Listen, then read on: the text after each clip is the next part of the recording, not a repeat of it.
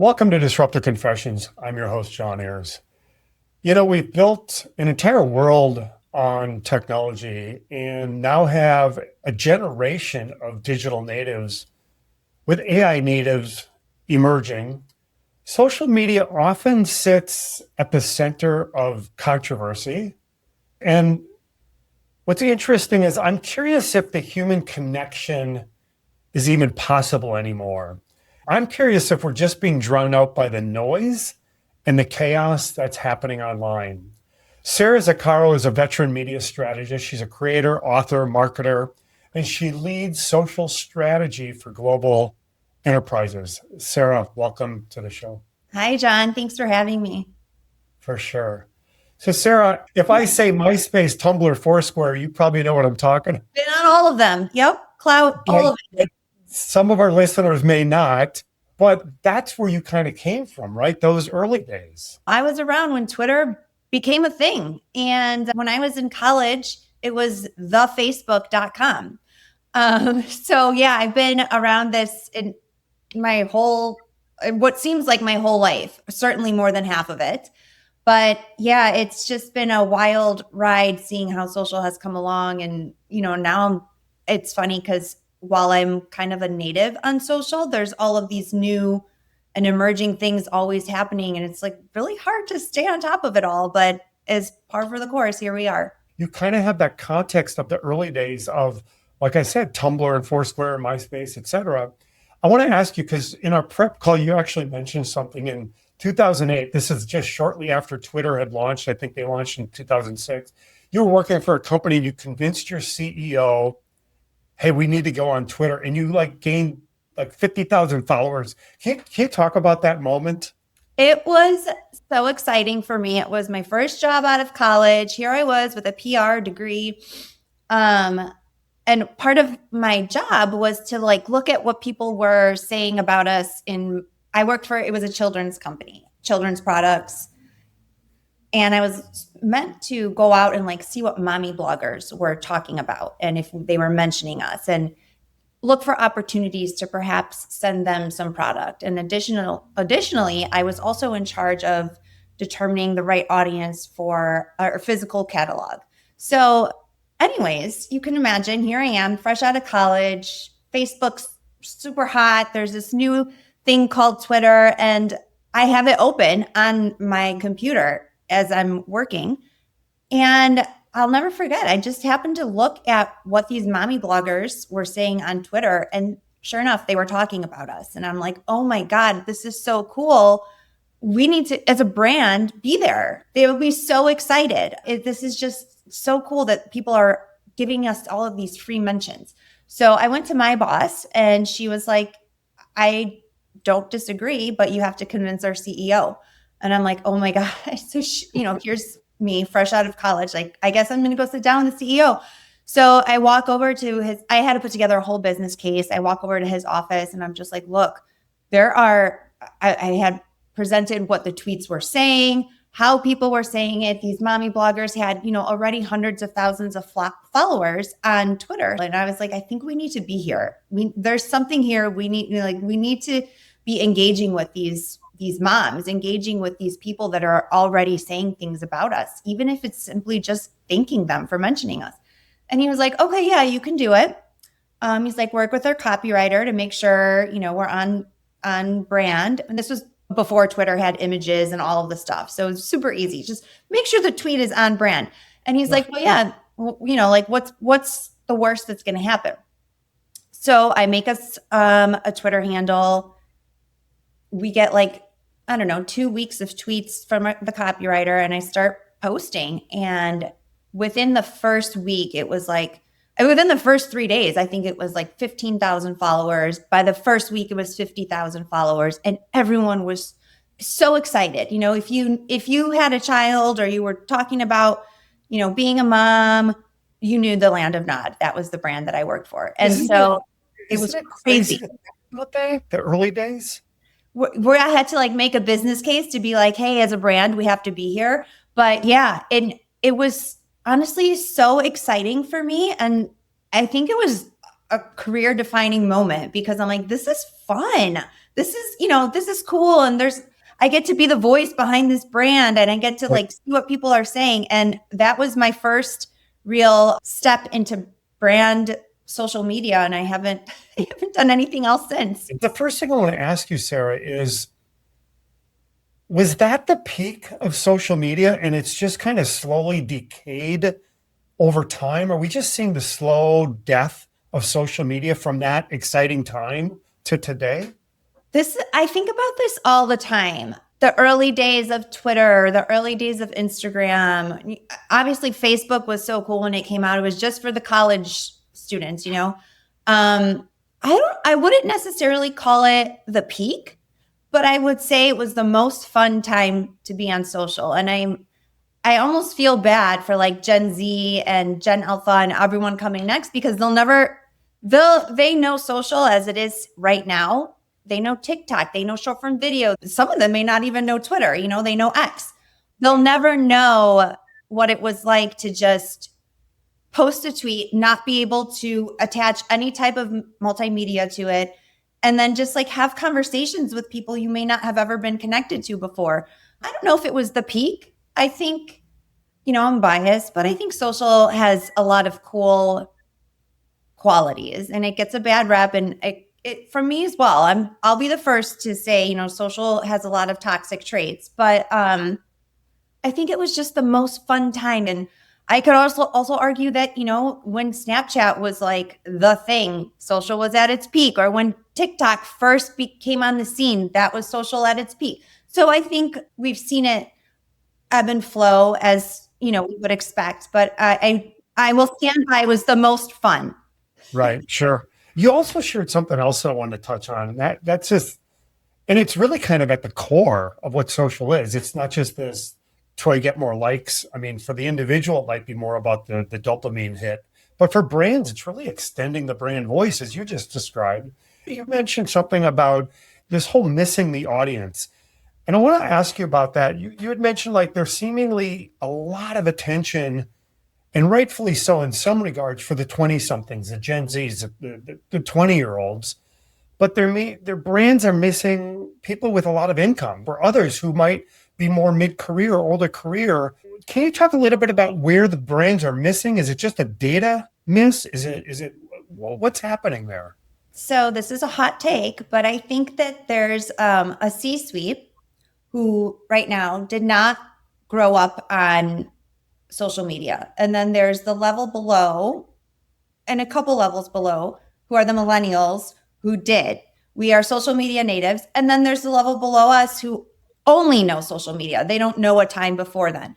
And I think that the C-suite has this perception, and it's definitely shifting, but I do think that C-suite right now has a perception that social media skews younger. Maybe not on LinkedIn, each channel definitely has nuances, but overall, like, okay, socials for the young crowd. Well, the young crowd ages, and I've seen it in data, even in my current role. It's like Instagram is actually the probably best channel to reach 40 to 55-year-olds in major metropolitan areas. And a lot of times I think that there's a perception like, oh, Instagram is for, the 20-year-olds who are just looking to become influencers. And there's something to be said for remembering that like the C-suites as we know it is on the way out almost. And, the millennials are coming into the C-suite. We're the people you need to be talking to. We know social media, we know how to engage there, and we're the ones who are influencing decisions, as well as like there's, to your other point, there is in my opinion, huge miss for the 40-year-old woman, and that's me. And I say that because I'm on social media 24/7. It's my job right now, and I don't see many influencers out there that are working with brands that I can relate to. They're all, I do follow a handful that are in their early 30s, and they're great. Don't get me wrong, but there's really a miss trying to reach me. Like I do have a disposable income. I live in the city. I'm divorced, and I don't have kids. And I think that brands, B2C, B2B, whoever it is, they forget that regardless of if you're B2B or B2C, it's all business to a human. And on social media, that's just it. Like, we crave human connection. And unfortunately, social media has taken a lot of that in real life, human connection away from us. But people are out there looking for it on social. And when brands are just thinking like, oh, I'm going to send a 20-year-old to this really cool party and like have her go do all of these expensive things and wear designer clothing or, fly on the best first class seat. And you're just like, her follower base of 20-year-olds aren't the ones who can afford that. And it may not look as like cool and fun to work with, the late 30 to mid 40, late 40s, early 50s crowd, but we have disposable income and we grew up on social media. We are finding things on social and we want this. I'm sure we'll talk about this as well, but like something that I think is so important that brands miss is people want to hear from people, especially as we head into the age of AI even more. It's like brands need to remember who's buying from them, not just who they think will look cool to associate with their brand. That's actually a really good segue because two things I want to mention. I think you bring up a really good point. People are not static. They don't stay in one place in age, in geography, in occupation, in knowledge. So the fact that you had this entire suite of applications like LinkedIn, Twitter, Facebook, all coming online 15, 20 years ago, you had an entire generation, as I mentioned at the top of the podcast, digital natives who grew up as a digital native. They're now not 20 years old. They're 40 years old. They're 35, 45. So you make a really good point. And I think there are brands that are missing that. I do want to go into the AI space.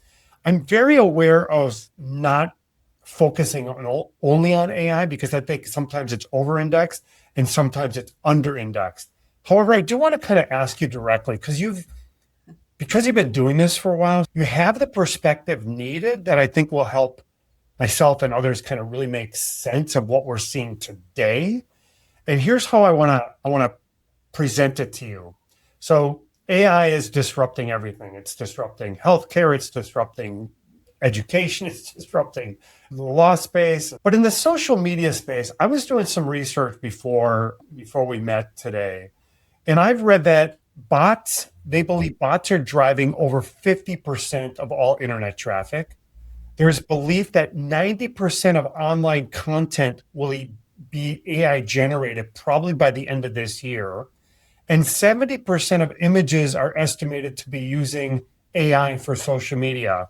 So here again, how are we cutting through to that human connection? Or is this the beginning of the end of that online engagement? So I know those stats very well. They make me very sad because, well, not to get political, but we've seen elections be swayed by bots. I think that there's one end and this end, but in the middle, there's people that are savvy, that understand social is there to help us connect at the end of the day. And I am sad that a lot of brands are like, oh, Gen AI, go to Chat GPT and have it write all of your posts and tell you what you should be posting and engage with other accounts. And you're like, that's not the point of social media. People go to social almost as often when they're like researching brands and vendors they want to work with and so on. They go to social to understand who it is that they're going to work with. And I think that, as Gen AI becomes more embedded in everything that we do, social media is the one space, or one of the very few spaces. I honestly can't think of another one off the top of my head, but it's the space where we still expect humans and we still want to connect with humans. And so while we have all of these bots and all of this AI stuff, social media, the brands that survive, the brands that thrive in this new era are going to be the ones that understand we go to social to connect. We go to social to make sure that there is a human on the other side of this brand. And It's also why I think that having an active employee base on social media is a very important part of any type of brand strategy and social media strategy. So I hope it's not the beginning of the end, John. I really do. But, the skeptic in me says maybe it might be, but I'm optimistic that we still go there to connect. Well, it sounds like it's almost like what I'm hearing is there's a pendulum, like it's swinging so far into automated that authenticity is going to become more valuable, that real human behind the voice is going to be more important, is what I'm hearing. I would agree. And I think, look at some of the brands that crush it on social media. McDonald's, there are a lot of B2C, Wendy's, Dunkin' Donuts. I clearly follow a lot of food brands, but they do so well on social because they don't for 1 second pretend there's not a person on the other side of that. And other brands, like in a more B2B or technical space, even, I think that that's even more so important to have employees that are advocates for your brand and posting on social media and showing that they're smart and that they're human and that they have interests. Because yes, you're right. I think the pendulum is still actually swinging. It hasn't swung all the way yet, but a lot of the C-suite, this goes back to my earlier point, everyone's thinking we have to implement Gen AI into our workflows, into our processes, into what we do.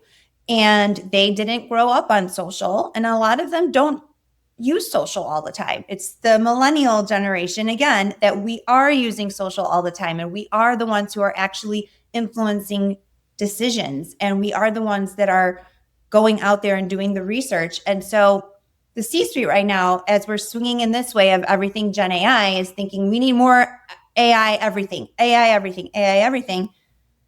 And I think when it comes back this way, it's going to be because they're going to start to see social is not the space where you can be AI everything. People want a person on the other side of that. But at the end of the day, social is the one space where there needs to be a human, if not a team of humans behind the brand supporting social. And, we see it in data all the time, John. We see it in some of our best performing posts, and this is not new for any brand ever, but in my current role, are the ones that have pictures of our employees doing something, pictures from an event, or they're the posts that are trending. Like it's a meme that we've, adapted to the products that we sell or the work that we do.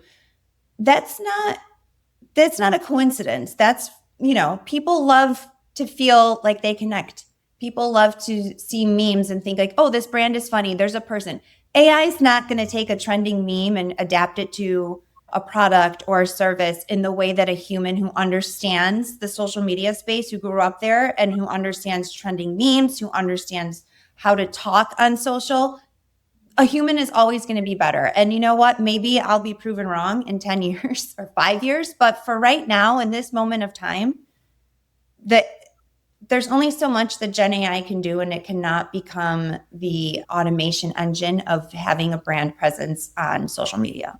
It's interesting because I think everybody talks about AI for, as you mentioned, workflows and everything is going to be automated, but this might be the channel that AI just doesn't work, that requires that human sensibility. And I call it taste, or that sense of, as you said, contextual understanding. I want to ask you about terminology, about reach and vanity metrics. How do you define reach and vanity metrics? And how do you differentiate them in that, like the social media space? Okay, so I'm going to start by saying, again, here's another hot take. I hate impressions. To me, that means nothing. Because you can, back to the point of bots, if I want impressions, I can go pay $5 to some company and they will give me 100,000 impressions and it will inflate all my numbers, done and done. That tells me nothing. So to me, that's a huge vanity metric. In some respects, this is, I would say, specific to channel, but followers in a lot of instances can be a vanity metric. And for example, I would say that that's the case for LinkedIn. LinkedIn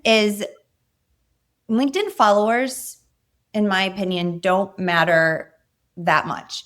LinkedIn content is shown based on what your friends are engaging with, what they're sharing, what's going viral. And it's also shown over a long period of time. And so we can have 1 million followers. That's great, but that doesn't necessarily mean they're seeing your content if your content is not good.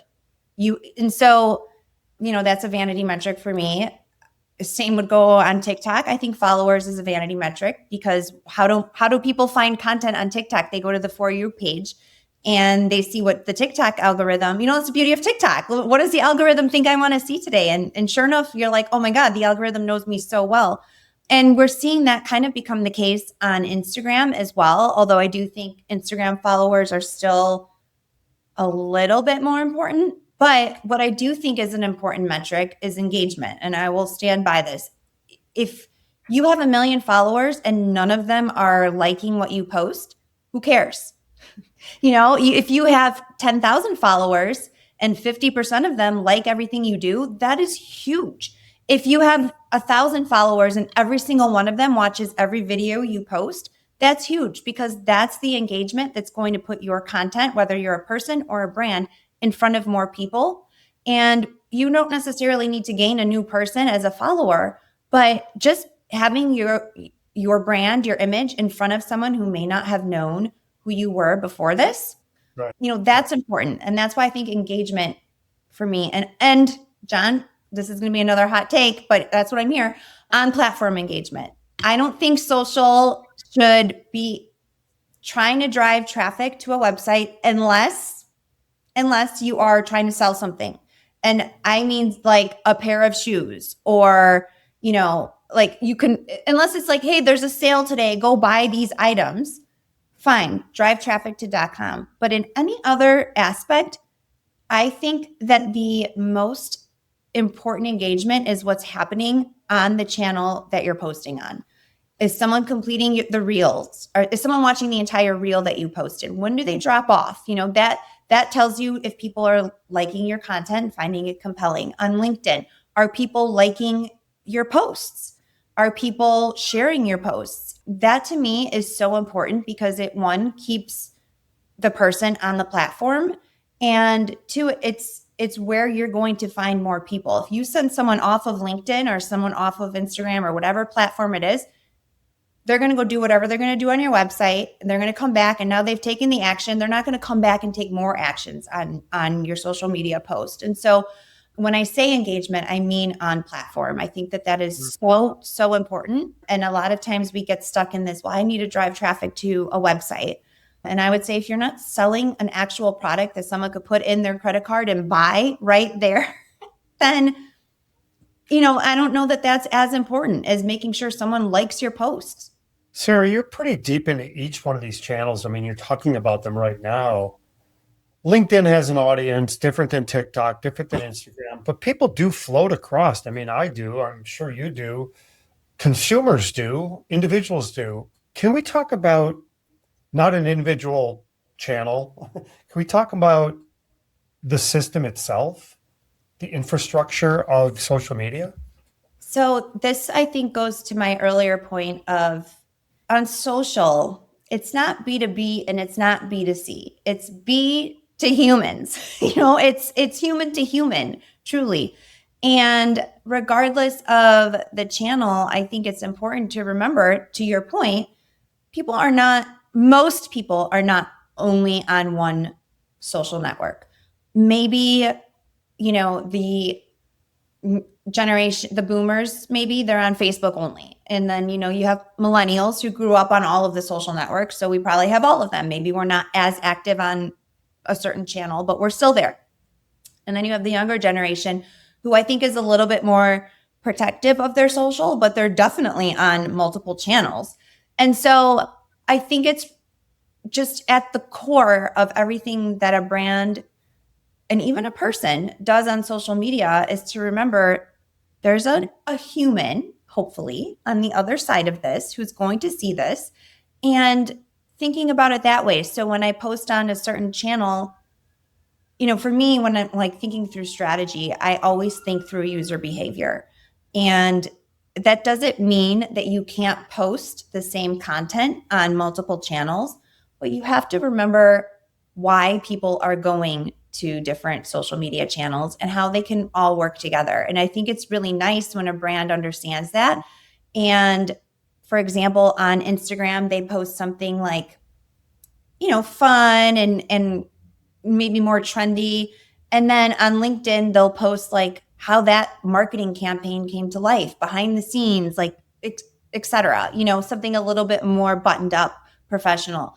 But it's the same topic. I think that brands that do that are crushing it. And I know you said not to talk about specific channels, but I think it's important to recognize that these channels are their own ecosystem in and of itself, but the user is going across channel. And so if I'm, thinking about it this way, if I'm trying to sell a billion-dollar deal, if I want to close $1 billion worth of business, and I, as a brand, am posting on LinkedIn where, people are there for in a more of a professional mindset. But then your audience goes on Instagram where they're looking at what's cool, what's trending, what's pretty. And that brand is there with the same message, but brought to life in a different way. You've now reached that person in 2 different channels where they're hanging out. Your message is, we know that if someone has to see a message like 6+ times before it actually resonates with them in marketing anyways. It's probably different if you're an influencer or whatever. But if I'm trying to think like, how am I going to reach this person more than 6 times? Pulling through that message across channel is a great way to do it, because we are all humans. And, to your earlier point, we aren't all on just one social channel. My question was also about kind of pulling off of that. People do float across different channels. You're kind of getting a taste of a brand, or you're connecting with your community, your friends, your peers in different environments, in different circles.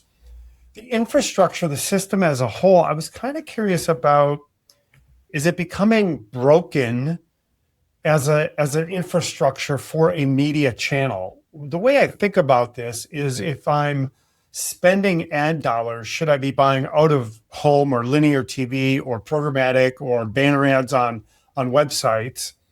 Or should I be spending, money towards social? I'm trying to get a sense of what's happening with the overall platform as an ecosystem of social media. Do you have a sense of that? Yeah. So this is an interesting one, because part of what I do, I also lead advertising, and part of that is paid social. And I think it's sad that social is becoming kind of like a dumpster fire of information. And it's like, what is anyone trying to say right now? I can poke holes at my role, and that's one of them. I think social's a difficult channel to market on. And even when it comes to paid social, it's kind of just like, it's all a crapshoot. People see the sponsored thing, they keep scrolling. And that's another thing that we know, that if it's an ad, you probably have to reach that person 11 times before they even pay attention. But I will say, brands can't afford not to be there. So that's Headland. I'm so curious about this. It's as if you can't ignore it, even though you might feel like there's automation and you're just shouting into a void where no one is listening. You still have to be there. You have to be there. It's wild, right? You do feel like you're kind of shouting into the void. And then there's the people that, when they're looking for you and you're not there, that's a much bigger miss than just shouting into the void. And so, investing on paid social is incredibly important, but investing in social media overall is just as important, because that organic presence, while you can't necessarily tie like the ROI like you can with an ad, it is so important. If someone is actively seeking you out on social media and they go to your brand handle, whatever platform it's on, and you're not active there, that's a huge miss. And I think people kind of see that as an ick. Like, what are they doing? I would also, John, say the same, that if you are a brand and you're trying to sell to the C-suite, your C-suite better be active on social media as well. Mm-hmm. And that one's a hard one in my experience, that's a hard one for a lot of C-suite, because first of all, it's time consuming. And second of all, they're like, what am I going to, I don't want, social media is, people are mean and people feel like they can be tough on social media. And so I think a lot of times C-suite gets discouraged. Like, I don't want to post and then be torn apart in the comments, but it's like, you have to be there. It's a miss when you're not, because people are looking for you. Not everyone, but when people are looking for you and you're not there, boy, does that look bad. It's like, what are they doing? Do they not get it? They're not even present. You mentioned like some fast food, some quick service like McDonald's and Wendy's and Dunkin' Donuts or whatever. Can you talk about who's doing it right? And I'm going to use the word authenticity that I mentioned earlier, or trust. For me, I think so much of what brand and marketing and engagement is all about building an authentic trust relationship with your customer, and that B2B, B2C, or as you say, B to everything. I call it B to X, B to everyone, B to human. So can I ask you, who's doing it well right now? Do you have a sense of who you see out there that's doing it well in any industry? I mean, my favorite is probably Dunkin' Donuts. Shout out to their social team. I think they do such a great job of somewhat serious content and also just funny. You're kind of like, they're unhinged. But why do I follow Dunkin' Donuts? I don't need to follow Dunkin' Donuts. I know the brand. I know what they sell. I know where to find them. They're on every street corner in Chicago. But I follow them because I'm entertained. I think they're hilarious and they have a huge following. And so I think they do it really well. And then I got to say, when we're talking ecosystem, I'm just going to stick to my food brands. McDonald's is another favorite. They're very similar. In fact, there was a point in time where I thought that I wouldn't have been surprised if the same agency or team was managing Dunkin' and McDonald's, because they just put out really great content. Again, I don't need to follow McDonald's. Why am I following them? But McDonald's, I got to shout out to them, because what they're doing right is they have a very active employee base on LinkedIn as well. And over the course of, 5 to 10 years, I've followed their employees, and not C-suite, like their employees at my level on LinkedIn, because I think they post really cool content about what it's like to work there and what it's like to taste test items on the menu, and, how they brought a marketing campaign to life. It's very cool for me to see. And then the other brand I'm going to shout out is Duolingo. I know that this is also a hot take. As some people are like, they're just too much. They're too extra. And I would have to say, I cannot tell you a single other language app off the top of my head. Duolingo is the one I know. And it doesn't matter that they're a lot of times unhinged and that they have like really crazy campaigns. They're funny. And again, I'm on social media 24/7. I literally cannot name, and if I thought about it for a little bit and obviously went to Google, I could find some, but I cannot name off the top of my head another language app outside of Duolingo. Are there brands that shouldn't be in social media? I'm thinking about like high fashion or brands that, like, where do you see that kind of fall off, where you just got to be careful? No, I love high fashion on social media. I'm a big fan of the Beckhams, and Victoria Beckham has just kind of dove into high fashion, but there's a lot of other luxury brands, I would say, that do this right as well, where they show like fittings or like behind the scenes of Milan Fashion Week. It's so cool for me to see. And so I do think that there's a space there for them. Do they need to be on LinkedIn super active? No, but I think they still need to be there. I literally follow a lot of luxury brands on LinkedIn. And then there's brands that I would consider luxury, like F1. I'm a huge F1 fan. I've also follow them on LinkedIn and on Instagram, because I think that I'm getting two different types of content from them on both platforms. Ferrari specifically, on Instagram, it's very fun and funny, and like the drivers and times and all of that. And then on LinkedIn, it's really like about the car and what's new and like technical stuff. And I like all of it. I like the brand. And so I'm more than happy to follow them on multiple platforms. People are still going to look for you on social. I mean, maybe if you're like a brand that manufactures like, I don't know, pipes. I don't know. But then I would say there's probably, contractors out there that are like, I need I'm starting a new development. I need a pipe brand. a lot of times people, their first thing is to go to social and look up. That actually gets me to my next question. How do you view YouTube? So I view YouTube as the the middleman between true social media and a search engine. There was a point in time where YouTube was like the largest search engine in the world. And I think that just goes to show us that people like to hear from people, or they, like they want to learn. And so they go to YouTube and they search for whatever it is that they want answers on. And YouTube is a great platform to do that. And so I think brands that are leveraging YouTube as a way to say like, okay, we sell Gen AI products. We're going to use our LinkedIn channel to help you understand what that Gen AI product does. And we're going to do it in short form content. But then if you want, maybe we'll put a 30-minute video on here. Not as many people are going to watch that, I'll tell you that. But, if I've got something to fix at the house, I'm looking up YouTube and there's usually some guy showing me how to fix 100%. Yeah. YouTube is great to learn, and it's a huge search engine.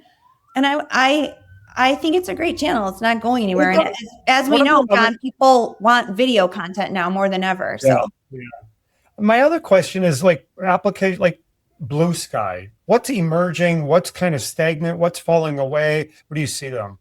Blue sky is an interesting one. There was a moment where I was like, oh, this could take off. There was another one.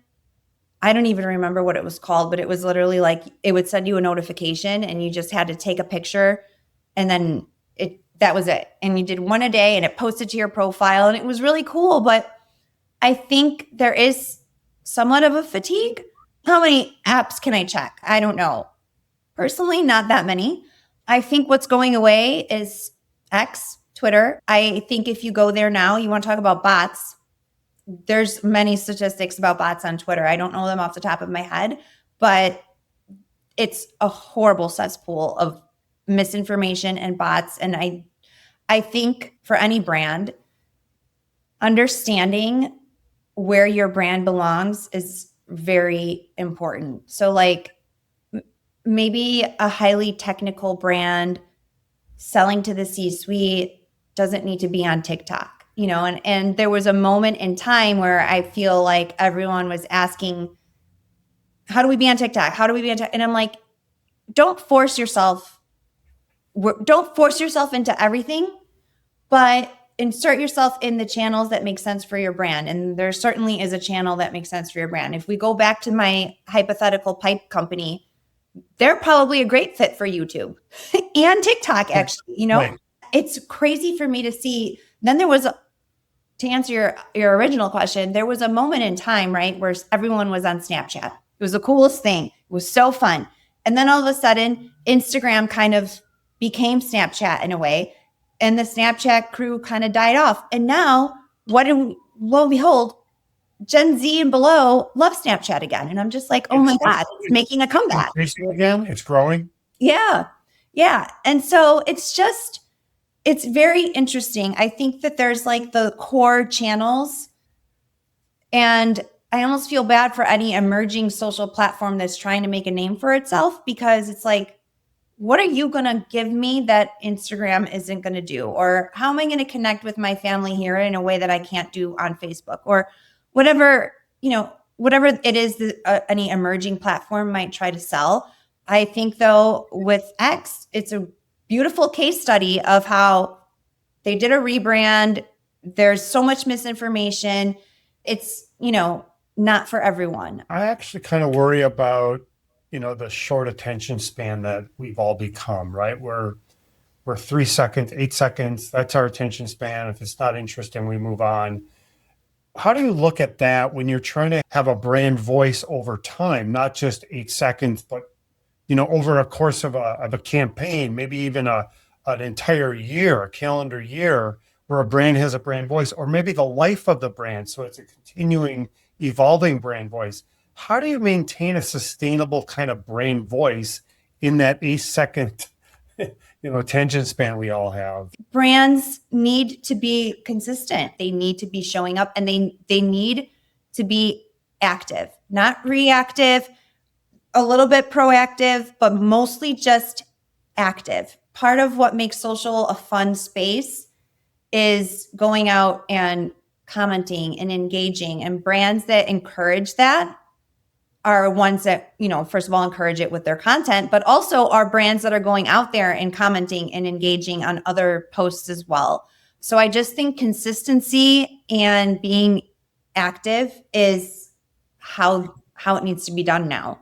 Well, there's a couple of things. This is why I wanted to have this conversation with you, because you've been doing this so long. So not only are we fighting like the attention span, we're fighting this outrage economy where like everything, no one gets attention unless you're angry. If you're shouting and you're angry and there's outrage, how do you justify that? How do you move a brand voice into social media when that's kind of the cesspool of anger that they're going to be around? Maybe the voice of the brand won't be that, but that's kind of where they live, in this really kind of the space to just harvest data around outrage. How do you square that circle? How do you think about that? You cannot, as a brand, play into it, but you have to accept that it's part of it.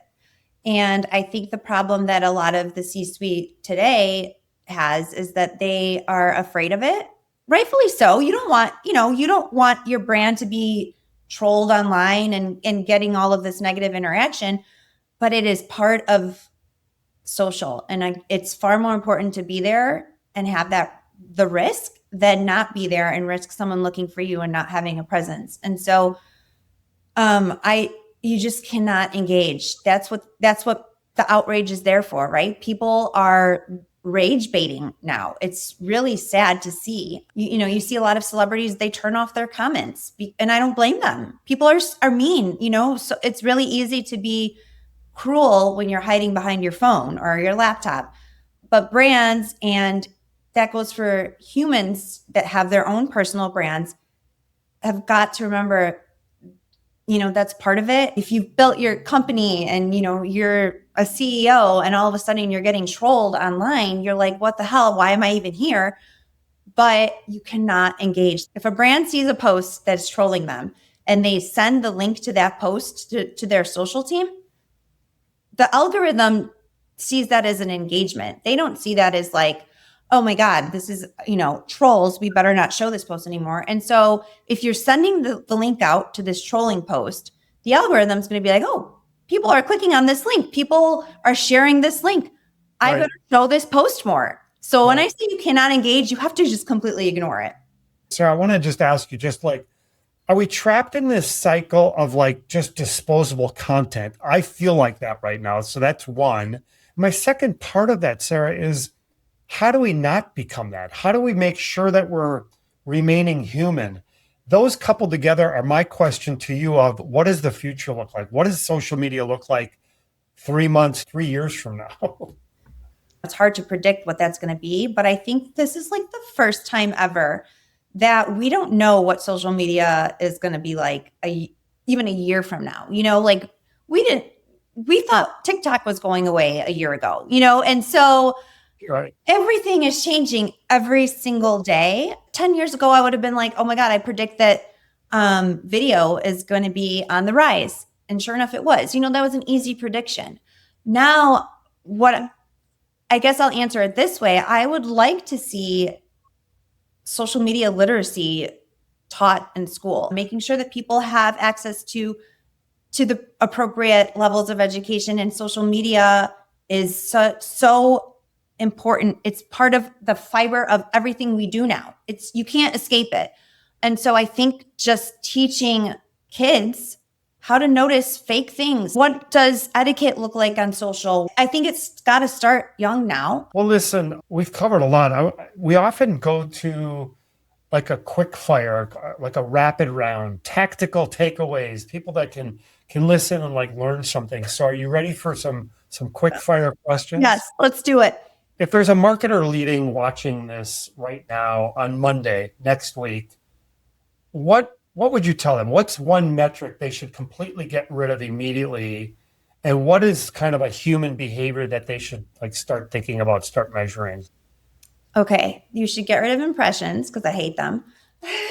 You can easily buy impressions.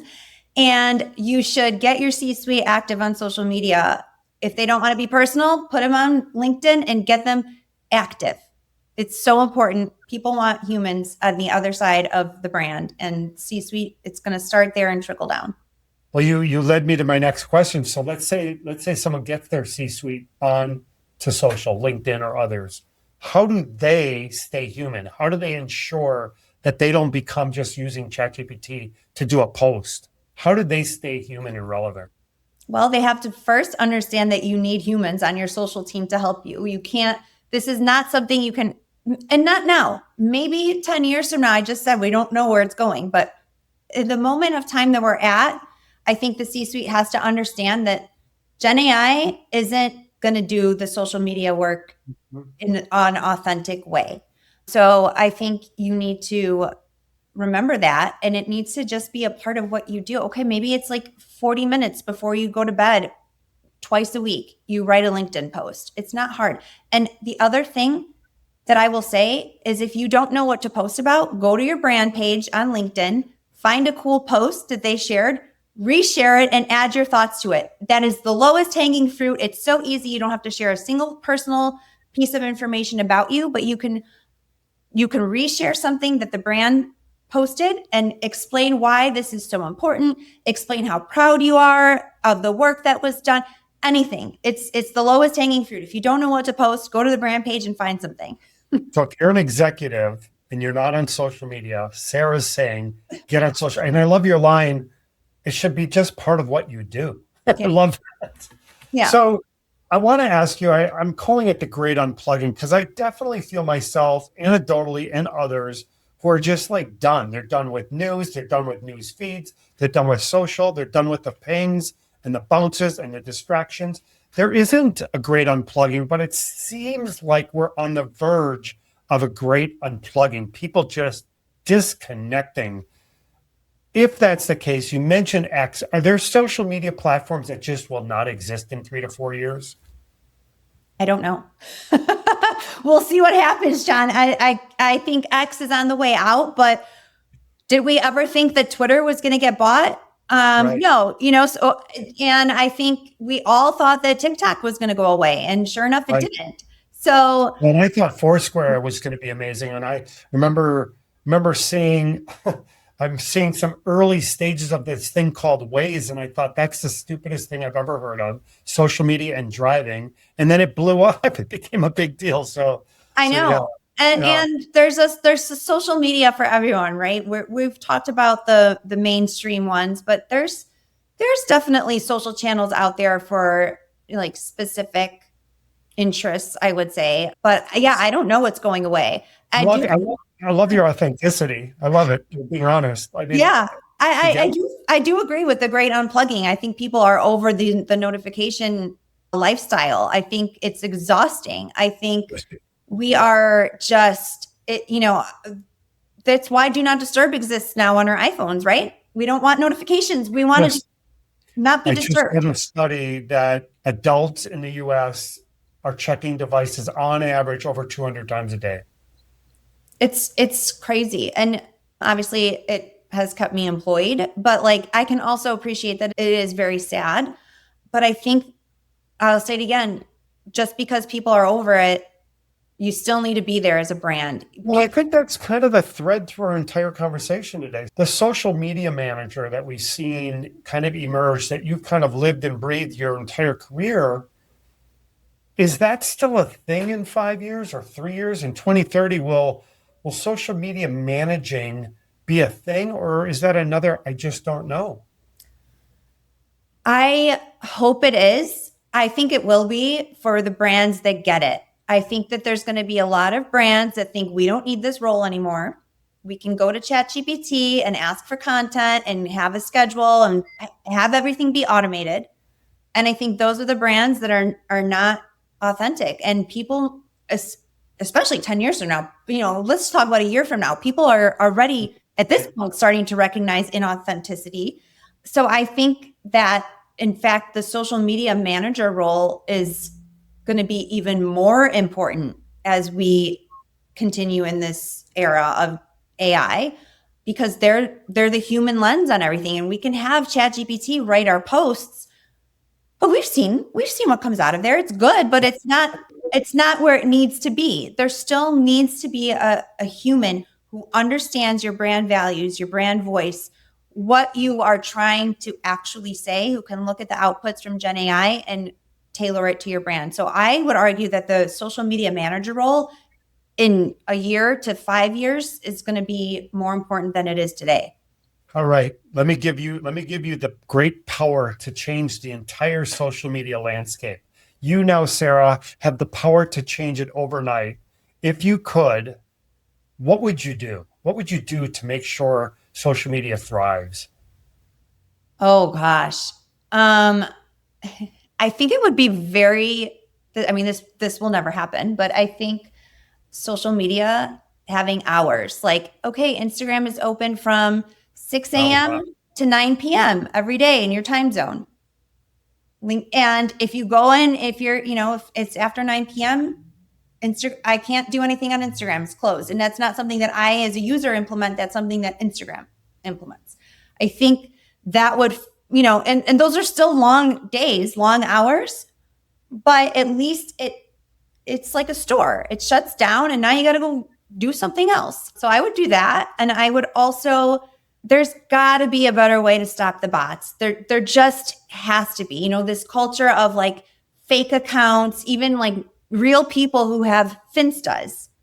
There's just got to be a way to stop it, and I would love, you want to talk about putting Gen AI to use, I would love Gen AI to get after that, like solve that problem for us, get rid of the bots.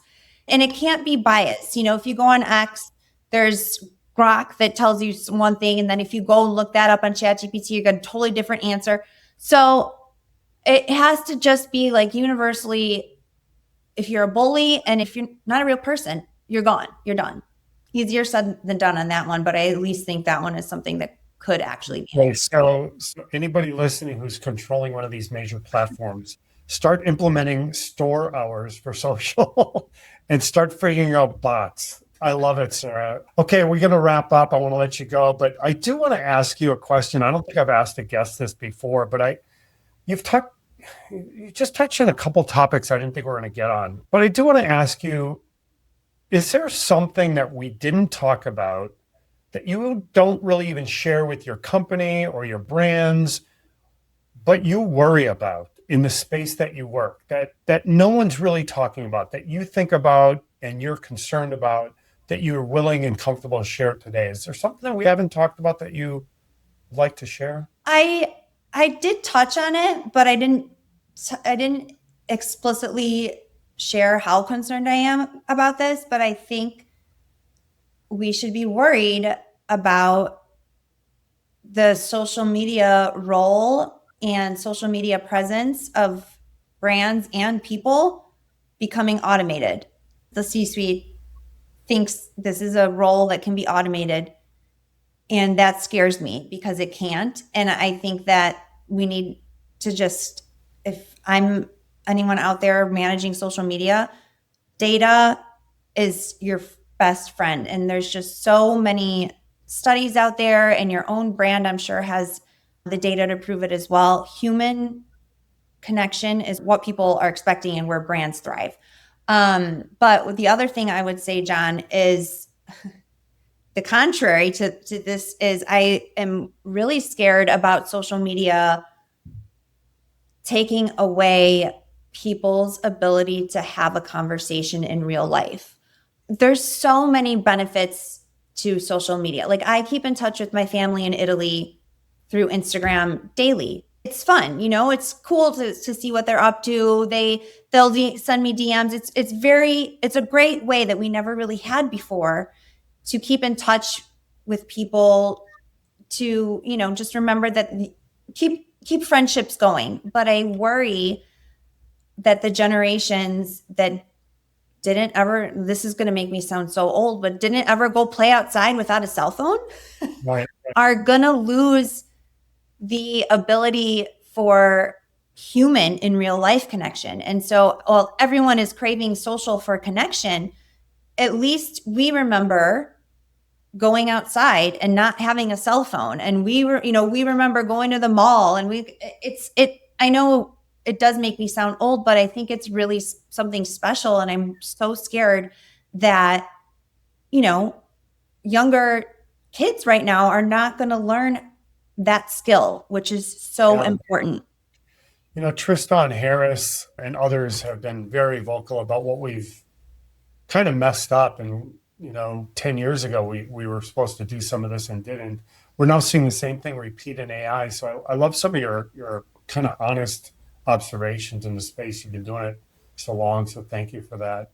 Sara, really appreciate you taking the time today. It was an amazing conversation. We covered a ton of content, a ton of ideas, some things I didn't think we were going to cover. So thank you for that.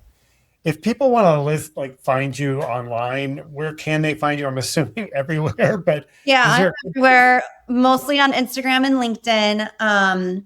You just search for me and I show up. Website? Is there a website for Sara? SaraZaccaro.com. It's not as updated as it should be, but do as I say, not as I do. I love it.